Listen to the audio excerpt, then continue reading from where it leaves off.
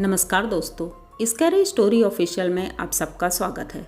आज की कहानी की तरफ बढ़ने से पहले चैनल को सब्सक्राइब कर लीजिए और अगर कहानी अच्छी लगती है तो प्लीज़ लाइक एंड कमेंट करना मत भूलिएगा। आज की कहानी बहुत ही ज़्यादा डरावनी है। जब मैंने सुनी तो मुझे तो बहुत ज़्यादा डर लगा था और मुझे लगता है आप लोगों को भी डर भी लगेगा और अच्छी भी लगेगी कहानी। ये कहानी एक ऐसे घर की है जहाँ पर रागिनी रहती है। रागिनी जब पैदा हुई थी तो एक तखत था, उस तखत से गिरने की वजह से उसके सर पर चोट लग गई थी और वो छोटी थी, 1 साल की थी। तो उसे हॉस्पिटल में दिखाया गया था तो डॉक्टर ने बोला था कि नॉर्मल चोट है, कोई प्रॉब्लम नहीं है। लेकिन जैसे जैसे रागिनी बड़ी होती गई उसके बिहेवियर में काफ़ी चेंजेस आ रहे थे। वो चिड़चिड़ी बहुत हो रही थी और अजीब तरह से बात करती थी सबसे। तो सबने सोचा कि पता नहीं इसके सर पे चोट लगी थी, शायद इसी वजह से। कई बार डॉक्टर्स को दिखाया गया, उसका इलाज भी हुआ, लेकिन कोई ज़्यादा फ़र्क नहीं पड़ा और घर की स्थिति ऐसी नहीं थी कि किसी बड़े हॉस्पिटल में दिखाया जाता। अब धीरे धीरे वो स्कूल जाने लगी थी, उसका एडमिशन हो गया था, लेकिन उसकी कंडीशन वैसी की वैसी ही थी, इसलिए पढ़ाई ज़्यादा अच्छे से नहीं कर पाई थी। उसकी एक बहन थी छोटी, उसी के साथ वो स्कूल जाती थी और 8th तक की पढ़ाई उसने अपनी बहन के सहारे कर ली थी। उसके बाद से उसका स्कूल जाना बंद हो गया क्योंकि स्कूल से बहुत शिकायतें आती थी कि शैतानी करती है और बच्चों को मारती पीटती भी है। तो इस वजह से उसका स्कूल बंद हो गया। अब वो बड़ी हो गई है, 18 साल की हो गई है और उसकी छोटी बहन पढ़ाई में बहुत अच्छी है और वो उससे आगे भी निकल गई है। पर रागिनी अभी वैसी ही है जैसी वो बचपन में थी। अभी भी वो अपने आप को छोटा ही समझती थी कि मैं भी बच्ची हूँ। उनकी मम्मी भी बहुत परेशान रहती थी। मम्मी थोड़ा बहुत काम करती थी, जैसे किसी फैक्ट्री में काम कर लिया। उनके पापा भी छोटा मोटा काम करते हैं। घर की स्थिति उतनी अच्छी नहीं थी और दिन किसी तरह गुजर रहे थे। तो उनकी मम्मी ने एक दिन ये देखा कि अचानक अपनी छत पर बैठी थी और वहाँ से चिल्लाते हुए नीचे आती है। तो उनकी मम्मी पूछती हैं, क्या बात है बेटा, छत से चिल्ला कर क्यों आई हो? लेकिन वो कुछ बोलती नहीं है, वो बस रोना शुरू कर देती है। उसे किसी तरह चुप कराया जाता है, जैसे एक छोटे बच्चे को। उसको चॉकलेट, टॉफ़ी, कुरकुरे ये सब दिला करके शांत कराया जाता है। वो शांत हो जाती है, लेकिन अब उसका बिहेवियर दिनों दिन और ख़राब होता जा रहा था। सबने सोचा कि शायद एक बार फिर से वो उसकी प्रॉब्लम तेज हो रही है, जो उसके सर पे चोट लगी थी। उसे फिर से ले गए उसी सरकारी अस्पताल में और वहाँ दिखाया गया। डॉक्टर्स ने कुछ दवाइयाँ लिख दी और दवाई वो खाती रही। उसे रात में नींद नहीं आती थी, उसे उलझन होती थी, कभी खाना खाती थी, कभी नहीं खाती थी। तो सबने सोचा शायद इसकी बीमारी है और ठीक हो जाएगी जल्दी दवाई खाने की वजह से। लेकिन एक दिन ऐसा हुआ जो नहीं होना चाहिए था। वो रात में सोती नहीं थी, लेटी थी और अचानक से जब वो चीखने लगी तो घर वाले उठकर बैठ गए और देखा तो वो उठी बैठी हुई है और बहुत तेज़ी से चीख रही है। जब उससे पूछा गया कि आखिर क्यों चीख रही हो, क्या बात है बेटा, रो क्यों रही हो, तो उसने बताया कि सामने कोई खड़ा है। उसको कोई क्लियर दिख रहा था, जो उसके रूम में कोई खड़ा था और किसी और को नहीं दिख रहा था। उनकी मम्मी तुरंत लाइट जलाती हैं, पूरे घर में देखती हैं और बोलती हैं बेटा कोई नहीं है। लेकिन वो इतना डर रही थी और जिस तरह से वो डर रही थी ऐसा लग रहा था कि सामने कोई खड़ा है और उसी को देख के वो डर रही है। सब लोग बहुत परेशान होते हैं और उसे शांत कराते हैं, सुलाने की कोशिश करते हैं, लेकिन उसे तो डर लग रहा था। और किसी तरह रात गुजरी और सुबह हुई।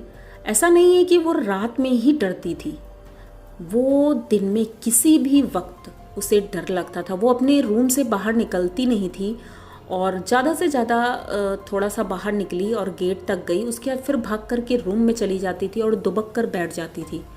उसे बहुत डर लगता था सबसे। घर में किसी भी इंसान से वो ज़्यादा बात नहीं करती थी, चुप चुप रहती थी। तो उनकी जो चाची थी, एक बार उनकी चाची ने बोला बेटा क्या बात है, क्यों ऐसे कर रही हो? और अचानक से चीखना शुरू कर देती थी वो। इस वजह से उनके पड़ोसी भी बहुत परेशान हो गए थे कि ये रात में भी रोती रहती है और दिन में भी कभी कभी इतना ज़्यादा चीखती है वो कि सब लोग परेशान हो जाते हैं। घर वाले भी बहुत परेशान थे, जिस वजह से उनकी मम्मी ने सोचा कि इन्हें शायद कहीं दिखाना चाहिए, क्योंकि उनके पड़ोस में एक चाची हैं, उन्होंने बताया कि शायद ये इसके ऊपर कुछ ऊपरी चक्कर है, इसे बाहर दिखाना चाहिए, क्योंकि अगर दिमागी बीमारी होती तो कुछ और सिम्टम्स होते, लेकिन ये कुछ और ही कर रही है। इसकी आंखें एकदम लाल रहती थी और पलकें एकदम खड़ी रहती थी, तो ये मतलब तो कुछ और ही होता है। तो एक बार ये एक बहुत बड़ी मज़ार पर गई और वहाँ पर एक जो झाड़ फूँक करते हैं उनसे मिली। तो उन्होंने बताया कि तुम्हारे घर में एक नहीं कई आत्माएं हैं और वो इस लड़की के ऊपर हैं, वो इस घर को छोड़ेंगी भी नहीं।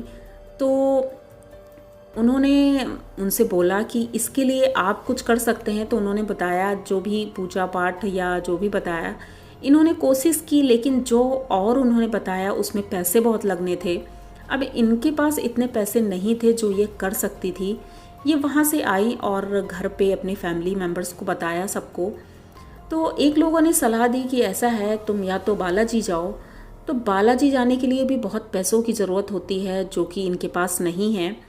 और इनके घर की ये स्थिति है कि ये एक दिन बैठी हुई थी और सभी बच्चे खेल रहे थे।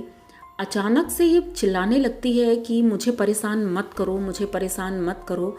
ये सुन कर के सभी लोग इतना डर जाते हैं कि ये किससे बात कर रही, अकेले में ही बात करती रहती थी। और सभी जब देखने लगते थे तो एकदम से रोने लगती थी, जैसे कोई उसे मार रहा है। अब ये सारी चीज़ें घर के लोगों ने महसूस की। उसके बाद धीरे धीरे पूरे घर में ऐसा लगता था जैसे कोई है। एक दिन ये अपने किचन में इनकी मम्मी काम कर रही थी और इन्हें लगा कि बगल से कोई निकल कर गया है। तो इन्होंने सोचा कि शायद इनकी दूसरी बेटी होगी। तो इन्होंने आवाज़ दी और जब आवाज़ दी तो इनकी बेटी सो रही थी, तो वो उठी नहीं। ये उठकर गई गुस्से में कि अभी तो इधर से गई है और सुन भी नहीं रही है। जब उधर गई तो उधर देखा कोई नहीं है। जब रूम में गई तो देखा उनकी बेटी सो रही थी। अगर वो सो रही थी तो फिर निकल कर क्यों, मतलब कौन गया था, ये सोच कर के इनकी मम्मी भी बहुत डर गई थी। और इन्हें अब विश्वास होने लगा था कि रागिनी के साथ कुछ ना कुछ गलत हो रहा है, क्योंकि अक्सर पूरे घर से अजीब अजीब सी बदबू आती थी। कभी अच्छे खाने की बदबू, कभी एकदम सड़न वाली बदबू।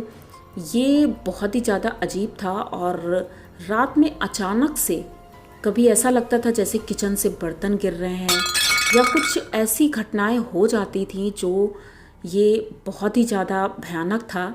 एक दिन वो अपने कमरे के बाहर बर्तन धुल रही थी, जहाँ पर आंगन होता है, आंगन में धुल रही थी। उन्हें अपनी बेटी की आवाज़ आती है, रागिनी चिल्ला रही थी। ये बर्तन छोड़ करके दौड़ कर जाती हैं। तो वो दीवार के पास, गेट के पास खड़ी हुई थी और बहुत तेज़ी से पैर पटक रही थी और उसकी आंखें उस वक्त एकदम लाल थी और वो दीवार में एकदम चिपकी जा रही थी, चिल्ला रही थी। उनकी मम्मी उसे एकदम पकड़ के हिलाती हैं और पूछती हैं क्या बात है। तो रागिनी हाथ से इशारा करती है, जो इनका कमरा था उस कमरे की तरफ इशारा करती है और बताती है कि वहाँ पर कोई आदमी खड़ा है जो मुझे बुला रहा है।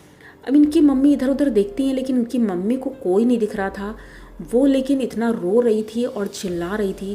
उनकी मम्मी एकदम घबरा जाती हैं, अपनी बेटी को संभालती हैं, लेकिन वो रोना नहीं बंद करती है। पूरे घर वाले बहुत परेशान जाते हैं और अभी भी उनका कोई इलाज नहीं मिला है।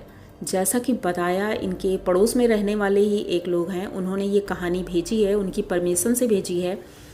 तो मैं आपको यही बताना चाहती हूँ कि ऐसा भी होता है लोगों के साथ। कुछ लोग विश्वास करते हैं, कुछ नहीं करते हैं, लेकिन ऐसा होता है। और उनके, मान लिया उनकी बेटी अगर मेंटली डिस्टर्ब है या कुछ भी है, लेकिन ऐसा नहीं होता है किसी के साथ कि उसे क्लियर दिख रहा है कोई। और उनकी मम्मी को भी क्लियर दिखा है और एक परछाई नुमा ही दिखा है, लेकिन दिखा है। और वो जो एहसास है कि घर में कोई है, ऐसा अक्सर होता है उनके साथ। वो बहुत परेशान है, पर उनकी स्थिति ऐसी नहीं है कि वो कहीं बाहर जा सकें, अपनी बेटी को दिखा सकें। तो आप लोगों को इनकी कहानी कैसी लगी? अगर अच्छी लगी हो तो प्लीज़ चैनल को सब्सक्राइब करिए, लाइक कमेंट करिए, शेयर करिए और बने रहिए हमारे साथ। इसी तरह की नई और अनोखी कहानियाँ मैं लेके आती रहती हूँ। तो मिलते हैं फिर किसी नई कहानी के साथ। तब तक के लिए डरते रहिए।